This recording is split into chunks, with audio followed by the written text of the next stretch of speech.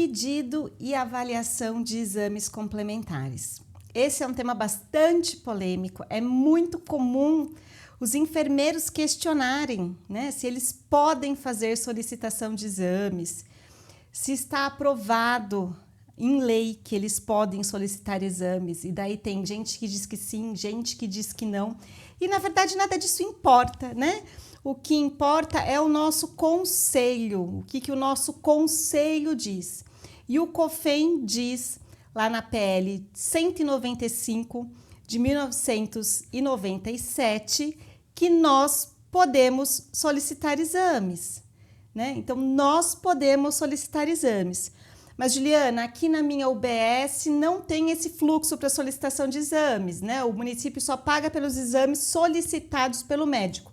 São outros 500. Então, uma coisa é você poder realizar alguma coisa sem sofrer sanções por isso. Então, nenhum enfermeiro vai ser punido por solicitar exames.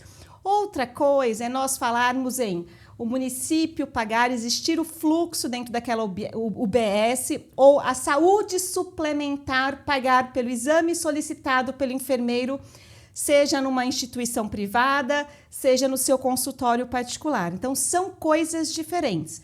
Poder solicitar exames, nós podemos.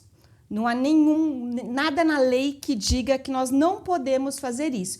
Existe uma briga aí, né, constante entre o CFM e o COFEM por um período depois da aprovação dessa PL, né? O CFM derrubou isso, o COFEM foi lá e derrubou novamente, voltamos a poder fazer solicitação de exames. E não é só no atendimento à mulher climatérica e na menopausa, né? Quando a gente atende o enfermeiro, ele pode atender o pré-natal de forma integral, o pré-natal de risco habitual. E é claro que ele faz solicitação de exames, né? O que é importante a gente entender aqui? Ninguém vai pedir um exame apenas por pedir, né? O exame, ele só faz sentido se você estiver buscando alguma resposta para poder tomar uma conduta. Então, seja uma prescrição médica, seja uma prescrição de enfermagem, ambos podem estar condicionados à resposta que um exame, seja laboratorial ou seja de imagem, pode nos trazer, né?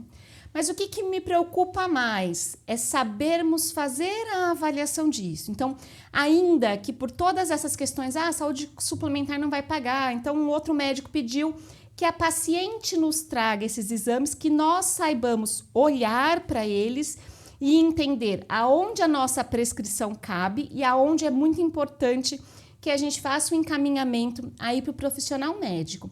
Então, vamos falar um pouquinho sobre os principais exames, né, que a gente avalia aí nesse momento. Então, o primeiro deles é o FSH, né, que vai avaliar essa questão hormonal. Então, com que periodicidade a gente pede esse exame? Então, quando houver dúvida sobre o quadro hormonal. E o que a gente está procurando, né? Quais são os agravos relacionados a isso? Distúrbio da hipófise ou doenças ovarianas. Então, fez lá, né, a avaliação dos valores, né? Segundo lá o que está trazendo para a gente vai entender se é preciso fazer o encaminhamento médico ou se está dentro da normalidade, né? O TSH é um outro exame que a gente escuta falar a vida inteira, né? E é um exame muito importante. Então, ele vai avaliar agravos da tireoide, né? Então, no mínimo uma vez por ano, é importante estar realizando esse exame. O estradiol é aquele exame que vai trazer para a gente as respostas laboratoriais para todo aquele quadro sintomatológico da entrada da menopausa. Então, é o exame que vai diagnosticar se a gente teve aí a queda nos níveis do estradiol e a gente pode considerar essa mulher na menopausa ou não. Então, quais são os agravos, né, relacionados? Vamos supor que essa mulher ainda está fora do período considerado normal para entrar na menopausa. Se ela teve alterações menstruais, doenças ovarianas, uma menopausa precoce, é justamente ao medir o nível de estradiol que a gente vai entender o que está acontecendo. também é um exame que a gente solicita aí se a gente tiver um quadro de dúvida hormonal. Como é que a gente sabe disso? Pela escuta clínica, né? Pela conversa, pela anamnese. Então, uma mulher de 30 e poucos anos está relatando que tem 6 meses que o fluxo menstrual dela não vem. Tem alguma coisa errada que precisa ser investigada aí no quadro hormonal. A glicemia de jejum, né? Então, a glicemia de jejum, para a gente estar investigando aí, sobretudo, intolerância à glicose e a diabetes. É muito comum que as mulheres, na menopausa, elas apresentem aí o quadro, tanto da diabetes quanto da hipertensão. Já falei isso anteriormente, eu vou continuar falando porque é muito recorrente. E é muito importante que nós consigamos fazer a orientação e a prescrição correta para os cuidados diante desse quadro. Então, pelo menos uma vez por ano, aí a gente faz essa checagem. Se houver algum sintoma, algum quadro que diga que pode haver um desequilíbrio, aí solicita esse exame mais vezes, né? Os sintomas, eles são predizentes, né, da solicitação, né? Agora, dentro aí de uma checagem considerada para prevenção, é um exame que a gente realiza de forma anual. Triglicérides, né, que a gente medir aí as dislipidemias, né, o colesterol, para a gente conseguir entender aí a necessidade ou não do uso das estatinas. É muito normal, né? Sobe o colesterol ruim, cai o colesterol bom na menopausa e a gente tem aí muitas vezes que entrar com as estatinas, né, com as medicações. Aqui uma observação muito importante, parece que é uma coisa muito primária, mas eu vejo ainda muito paciente chegar no consultório fazendo uso de estatinas nos horários incorretos, né? Então, a estatina é uma medicação que ela tem um pico de ação aí de 6 horas no nosso organismo e é no período da noite que o nosso fígado metaboliza a maior quantidade de colesterol. Então, a gente toma essa medicação após a última refeição, no período da noite, também porque não é difícil localizar essa informação que eu vou dar agora na bula da medicação. É muito comum os pacientes relatarem desconforto nos membros inferiores, né? Então, cãibras, dores nas pernas.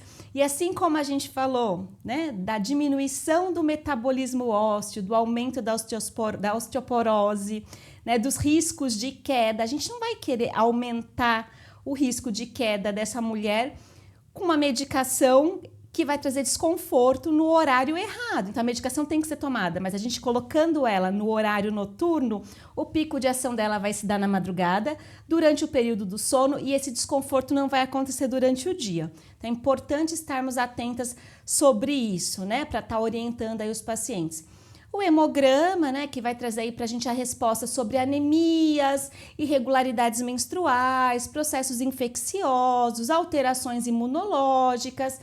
Ele geralmente é solicitado diante da escuta clínica, né? Então, se a mulher está trazendo algum tipo de alteração, está muito cansada, sente muito sono, mas ao mesmo tempo não consegue pegar no sono, né? São alguns indicadores aí de alterações do hemograma. Importante a gente estar medindo ali o ALT e o AST, que são aí as alterações das funções hepáticas. Também é um exame aí que a gente pede anualmente, né? Então, é um exame que traz para a gente aí as alterações que acontecem, né? Devido principalmente quadros de diabetes e obesidade, né? Então, é importante estar verificando isso.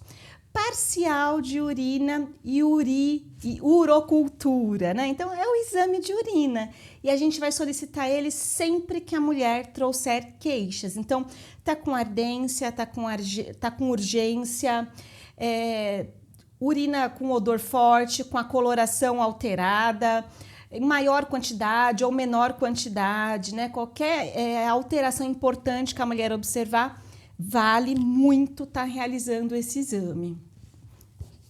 PSO, ele vai trazer para a gente aí anemia, alterações no aparelho digestório, né? É comum as mulheres apresentarem, né? Algumas alterações aí, uma digestão mais lenta, devido à queda do metabolismo, e a gente pode precisar estar fazendo aí essa avaliação. O SG, lembra? Estou falando desde o começo que é muito comum as alterações cardíacas, né? A mulher apresentar aí o quadro cardiológico na menopausa. Então é importante a gente localizar esse exame e, em caso de alteração, encaminhar urgentemente ao profissional médico. A mamografia, ela é solicitada bianual, né? Então, a cada 2 anos aí, em mulheres entre 50 e 69 anos de idade, conforme preconiza o nosso Ministério da Saúde, né? Para fazer o rastreamento do câncer de mama. É claro que em mulheres que têm aí fatores de risco aumentados, histórico, ou no exame físico, a gente localize qualquer anormalidade, é importante solicitar antes.